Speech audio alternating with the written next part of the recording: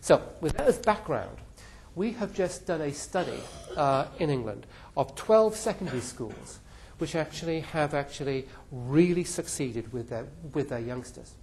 These secondary schools, they achieve over 80% good GCSE passes. All right? So, in terms of this diagram here, they're up there. All right? But they have 2 recent inspection reports, which our inspectors call them outstanding grades for teaching and learning, and the value they add to the progress of kids has been really, really significant. All right? But these schools are also in the highest areas of poverty in England as well. All right? These are schools where there's a higher average proportion that come from poor or disturbed backgrounds. Many students have subject to emotional and psychological problems. They're open to the range of urban ills, drugs, alcohol, peer pressures of gangs. And getting kids to go to the schools is a constant challenge. These are schools that are in those situations, and yet they're performing up there. All right? Now, I'm saying that to you because really I think we know this, all right, from our own experience. But this is now really clear evidence that actually schools can succeed against the odds. And we've done this study to try and sort of understand, what are the factors which actually make a difference in these schools. And this is a sort of a list of some of the factors. And as we go through I want you just to be reflecting again on your own practice and how much does this sort of apply to you and to your own contexts. I'm just going to pick out a couple of these. The first bullet point I like, they excel at what they do, not just occasionally, but for a high proportion of the time. So organisationally, these schools are consistently effective. All right, it's not just the odd good lesson. It's good lessons day on day on day on day on day. They've got systems in place to ensure a high degree of consistency. They are highly inclusive schools. All right, they're not schools where they're schools which actually take seriously the progress of every youngster. And if they see youngsters who are falling behind, they intervene. If they see youngsters who are not sort of tuned into the curriculum, then they'll develop curriculum for them. This doesn't happen by chance, right? Although they're on a journey, they are highly reflective and are quite strategic about what they're doing, and they operate with a very high degree of internal consistency. All right.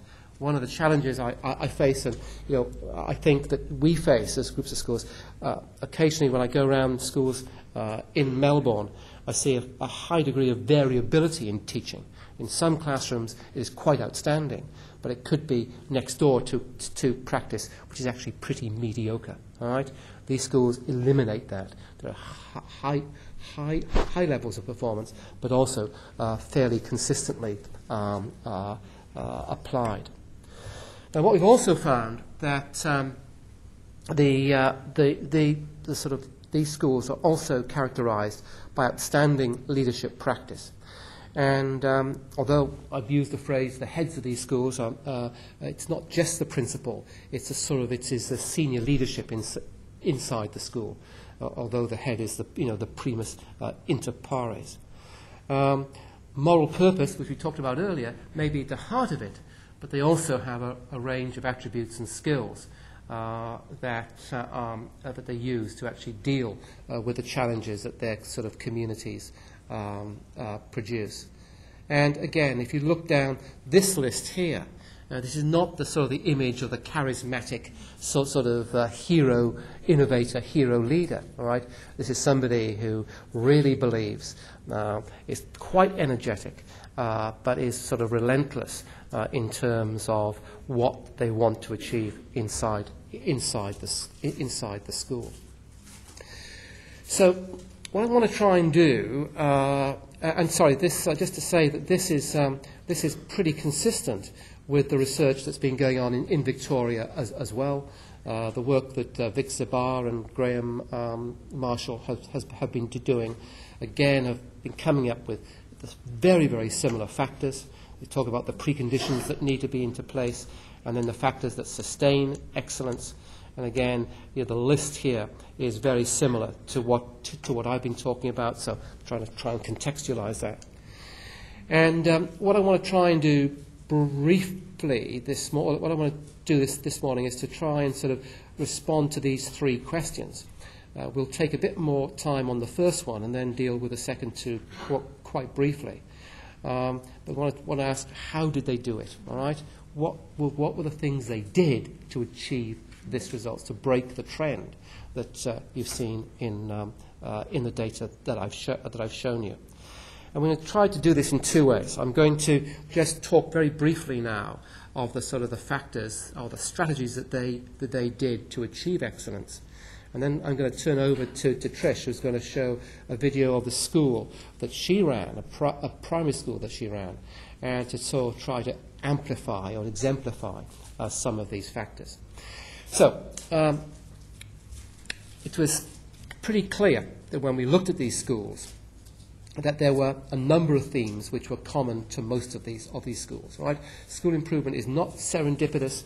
It is people doing quite precise and quite similar things.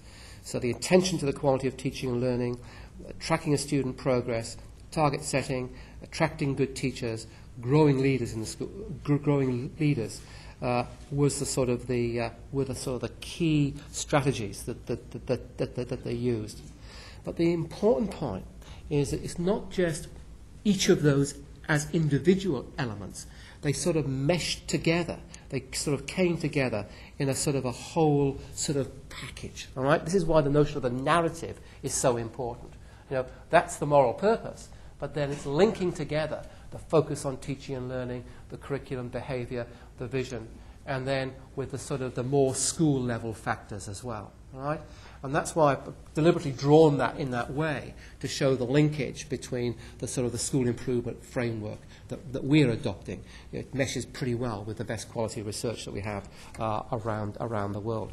But in response, in a sense, to Kevin's sort of question about, well, where does our school journey fit? Part of what you'll be doing as part of the project is to do a little bit of a self-assessment against those areas.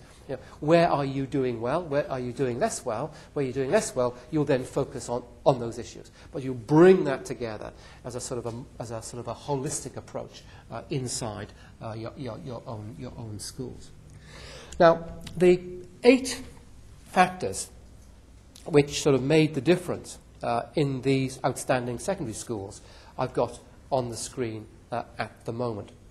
And it is the vision of the school, recruiting, retaining and developing staff, establishing a disciplined learning environment inside the school, assuring the quality of teaching and learning, the relevance of the curriculum, assessment, progress tracking, inclusion, and the building of leadership capacity inside the school, taking leadership as a function. All right? Those were the 8 factors which sort of seem to be important in moving the schools from low levels of performance up to this quite outstanding level of performance. Now, on your tables at the moment, you've got a piece of paper which has those sort of 8 factors on it.